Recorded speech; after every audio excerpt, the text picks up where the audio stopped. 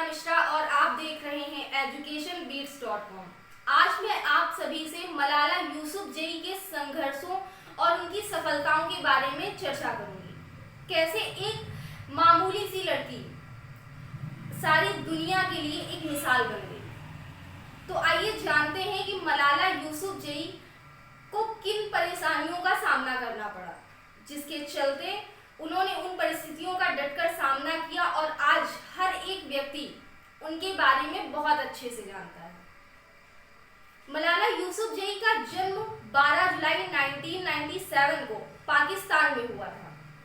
वहीं मात्र 17 साल की उम्र में मलाला यूसुफजई को नोबेल पुरस्कार से सम्मानित किया गया था। उन्होंने छोटी उम्र से ही महिलाओं के लिए आवाज उठाना शुरू कर दिया था और लड़कियों की शिक्षा को लेकर कई अभियान भी चलाए थे, जिसका नतीजा ये निकला कि तालिबान ने मलाला के सिर पर गोली मार दी थी और उन्हें बेहतर इलाज मिलने पर वो बच गई। तालिबान ने उन्हें आज ही के दिन यानी कि 9 अक्टूबर को गोली मारी थी। अफगानिस्तान में तालिबान ने पूरी तरह से अपनी पकड़ बना ली है। राजधानी काबुल में आज तालिबान ने भी कब्जा जमा रखा है। वहीं अब सामाजिक कार्यकर्ता और नोबेल पुरस्कार विजेता मलाला ने इस पर अपनी प्रतिक्रिया भी दी है। उन्होंने ट्वीट कर कहा है, महिलाओं और अल्पसंख्यकों को लेकर उन्होंने चिंता अपनी जाहिर की है। मलाला ने ट्वीट में लिखा है कि तालिबान जिस तरह से अफगानिस्तान में कब्जा जमाता रहा है, मैं ये देखकर स्तब्ध हूँ। ये मलाला यूसुफजई ने ट्वीट किया है। मैं परेशान हूँ, मुझे महिलाओं और अल्पसंख्यकों की काफी चिंता है।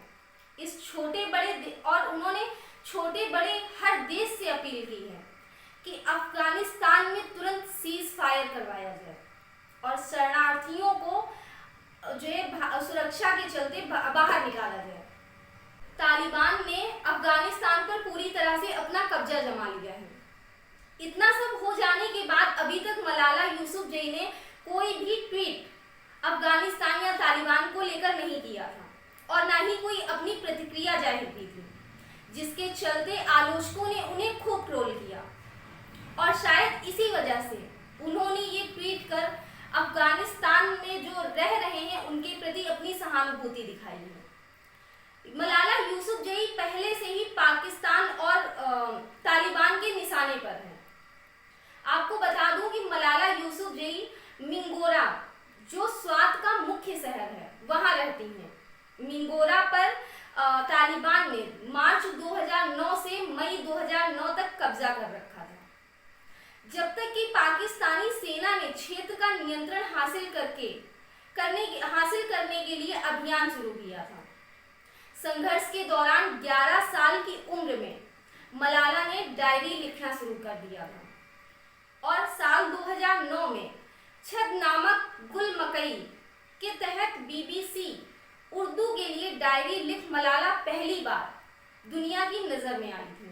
मलाला यूसुफजई ने अपनी इस किताब में तालिबान के कुकृत्यों का वर्णन किया था और अपने इस डायरी में अपनी दर्द को बयां किया था कि किस तरह से उन्होंने जब उनको गोली लगी थी, जब उन्होंने लड़कियों की शिक्षा के लिए कई तरह अभियान चलाए थे, तो उन्हें किस किस तरह की परेशानियों का सामना करना पड़ा था। बच्चों और युवाओं के दमन के खिलाफ और सभी की शिक्षा के अधिकार के लिए संघर्ष करने वाली भारतीय समाजसेवी कैलाश सत्यार्थी के साथ संयुक्त रूप से उन्हें शांति का नोबेल पुरस्कार दिया गया। पुरस्कार प्रदान करते ही सभागृह में उपस्थित सभी ने खड़े होते ही तालियों की गूंज कर दी थी, क्योंकि ये 17 वर्ष की आयु में प्राप्त करने वाली शांति नोबेल पुरस्कार प्राप्त करने वाली मलाला यूसुफजई सबसे कम उम्र की विजेता थी, जिनको ये पुरस्कार दिया गया था। तो कुछ इस तरह की थी मलाला यूसुफजई की जो संघर्ष की कहानी थी। उन्हें शांति का दूत कहा जाता है। उन्हें कहा जाता है कि वो बहुत छोटे उम्र से जो लड़कियां थी, जो महिलाएं थी, उनके लिए तमाम तरह की आवाजें उठाती थी, उनके लिए तमाम तरह की अभियान चलाती थी। लेकिन जब तालिबान ने एक बार फिर अफगानिस्तान पर हमला किया और उस पर पूरी तरह से कब्जा कर लिया। तब से मलाला यूसुफजई ने किसी भी तरह की अपनी कोई प्रतिक्रिया नहीं दी थी। हालांकि भले ही आलोचकों के ट्वीट करने के बाद मलाला ने अपनी प्रतिक्रिया दी है, लेकिन वो एक अफगानिस्तान के जो लोग रह रहे हैं उनको बचाने के लिए ये ट्वीट किया गया है कि उनको सुरक्षित वहां से बाहर निकाला गया। तालिबान में महिलाओं को लेकर बहुत सारे अपराध होते हैं, उन्हें बाहर निकलने की छूट नहीं होती है। अभी हाल ही में कुछ दिन पहले तालिबान ने अफगानिस्तान पर जब कब्जा कर लिया था तो एक नया फतवा जारी किया था जिसमें कहा गया था कि लड़के और लड़कियां एक साथ पढ़ाई नहीं करेंगे। को एजुकेशन को उन्होंने को एजुकेशन ही नहीं, उन्होंने शिक्षा को, तालिबानियों ने शिक्षा को सभी बुराइयों की जड़ बताई थी। तो इसी के साथ मैं अनन्या मिश्रा फिर मिलूंगी आपसे किसी नए मुद्दे के साथ। तब तक के लिए जुड़े रहिए एजुकेशन बीट्स के साथ। नमस्कार।